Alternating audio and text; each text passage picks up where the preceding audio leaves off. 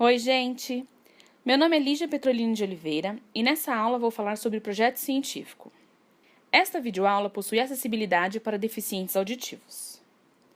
Meu objetivo é o de ensinar a planejar e confeccionar um projeto científico seguindo os moldes das agências públicas de fomento à pesquisa. É um tipo de projeto sucinto, já que a maioria das agências exige um número total de 20 páginas. Vamos começar?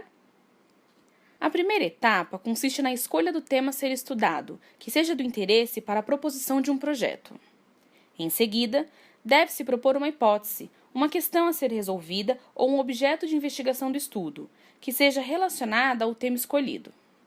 Geralmente, quando um projeto científico é pensado e proposto, ele já faz parte de uma ideia maior, oriunda da linha de pesquisa do pesquisador.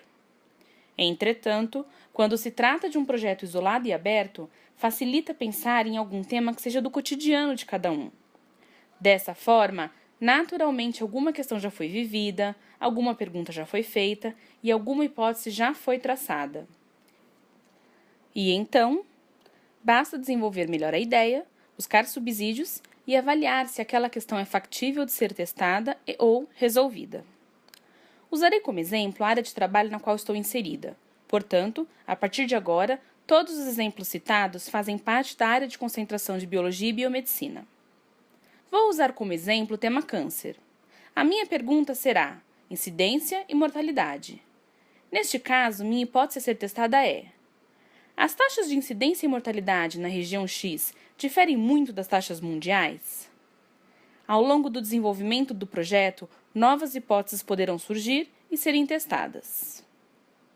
Após a escolha do tema e a formulação da hipótese, é preciso fazer um desenvolvimento sobre o tema a ser estudado, procurar embasamentos literários para explicar a hipótese formulada e estudos prévios que mostrem a importância do que está sendo proposto.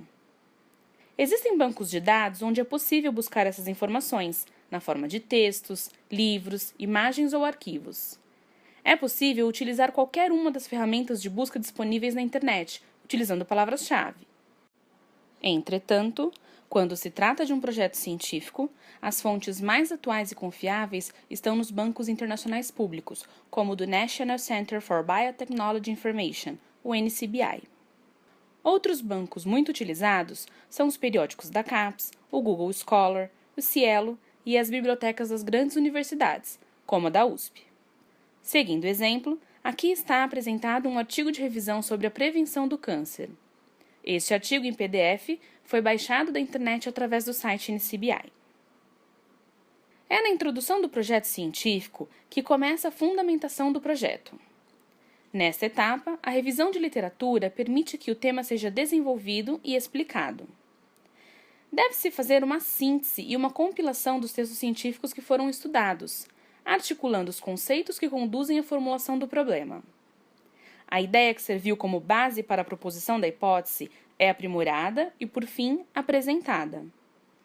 Lembre-se sempre de citar corretamente todas as fontes de informação utilizadas, seguindo as regras bibliográficas de acordo com o padrão adotado. Seguindo nosso exemplo, eu começaria introduzindo o que é câncer e depois falaria um pouco da sua epidemiologia, quais os fatores de risco e como comumente um tumor evolui. Depois, citaria mais especificamente os tipos mais comuns que ocorrem no mundo e terminaria falando sobre suas taxas de incidência e mortalidade. Ao final da contextualização do problema, é levantada a questão a ser resolvida ou objeto de investigação. Esta etapa é de fundamental importância para convencimento do leitor de que a questão a ser resolvida é relevante e original. É aqui que é possível convencer o leitor de que o projeto proposto deve ser realizado. Qual a relevância do problema ou da questão com a qual você está trabalhando? Existem outros projetos semelhantes sendo desenvolvidos nessa região ou na área temática escolhida? Qual o alcance do projeto diante do problema que será abordado? As respostas para essas perguntas podem ajudar a construir a justificativa. Seguindo o exemplo, eu reuniria argumentos para justificar a pesquisa que quero fazer no Brasil ou em algum estado ou cidade específica. Posso me embasar, por exemplo, em propor esta pesquisa em uma cidade muito pequena, de onde surgiram relatos aparentemente incomuns de vários casos de câncer. Os objetivos são apresentados primeiramente de forma global. seguindo os tópicos com os objetivos específicos.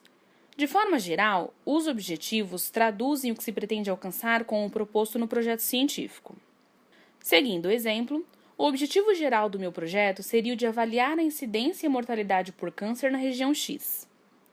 Como objetivos específicos, eu teria como exemplos: realizar um levantamento populacional da região, realizar um levantamento de postos e clínicas de saúde, bem como dos hospitais da região, realizar um levantamento de todos os registros de casos de câncer junto ao governo em um período de 10 anos, organizar os registros para os cálculos das taxas e, por fim, propor políticas públicas de saúde, prevenção e tratamento frente aos resultados. Na etapa de materiais e métodos, são descritos quais os materiais e instrumentos que serão utilizados, quais os caminhos metodológicos previstos e quais as técnicas a serem utilizadas para que os objetivos propostos sejam alcançados.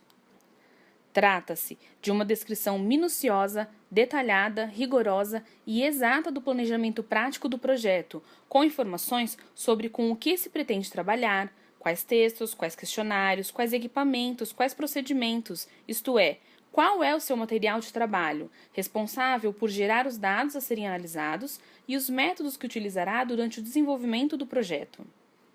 É também nessa etapa onde é feita a explicação do tipo de pesquisa, das formas de tabulação e tratamento dos dados e das análises estatísticas. Seguindo o exemplo, nesta etapa eu devo descrever como será feito o levantamento dos dados, por meio de consultas aos prontuários dos pacientes, por documentos públicos ou por questionários e entrevistas. Também devo descrever como organizarei os dados levantados e como farei os cálculos das taxas envolvidas. O cronograma é dividido em etapas, factível ao que se pretende realizar. Pode ser representado por uma tabela e a divisão do tempo leva em consideração o tempo total previsto para o projeto e a estimativa de tempo para cada um dos objetivos que foram propostos. Uma boa dica é repetir de forma resumida os objetivos específicos propostos como as etapas de trabalho dentro do cronograma. Seguindo o exemplo, meu cronograma poderia ser proposto seguindo os itens que descrevi como os objetivos específicos, levando-se em consideração o tempo que estimo que será gasto para cada etapa.